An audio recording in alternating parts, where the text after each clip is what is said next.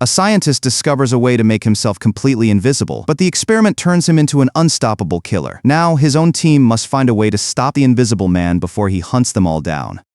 A rat is released into a lab and locked in a cage. Suddenly, an invisible creature grabs and eats it. Meanwhile, Sebastian works on a chemical formula. His first simulation fails. He then spies on his neighbor undressing, only to get disappointed when she closes the curtains. Suddenly, Sebastian gets an idea. He changes the formula and runs the simulation again. This time, it works. Sebastian calls Linda to tell her that he discovered the invisible reversion serum. She wakes up Matt and tells him they need to go to the lab. Matt tells Linda she needs to confess their affair to Sebastian. At the lab, the invisible animals can only be seen with thermal cameras. Matt puts on his thermal goggles and approaches an invisible gorilla named Isabel to inject her with medication. When she sees the needle, she bites him and runs away. Matt chases her through the lab and runs into Sebastian. He explains that Isabel's long-term invisibility is starting to affect her brain, and Sebastian grabs a tranquilizer gun. The duo find her quickly, and Matt shoots but misses. Sebastian takes the next shot and successfully tranquilizes Isabel. Sarah then confronts Sebastian for using an untested tranquilizer. She calls it unethical, but Sebastian overrules her, reminding her that he's the project leader. Later, Linda prepares the invisible reversion serum. Sarah then reports that Isabel is doing well. Just then, Carter walks in and says he's there as the emergency medical backup. Frank also announces over the speakers that the technical team is ready. Linda locks the serum into an injection gun, and Sarah searches for a vein in Isabel's arm. Once she finds one, Sebastian takes the gun from Matt and says he'll do it himself. He injects Isabel. The serum travels through her invisible veins. Her heartbeat rises and her body slowly begins to appear.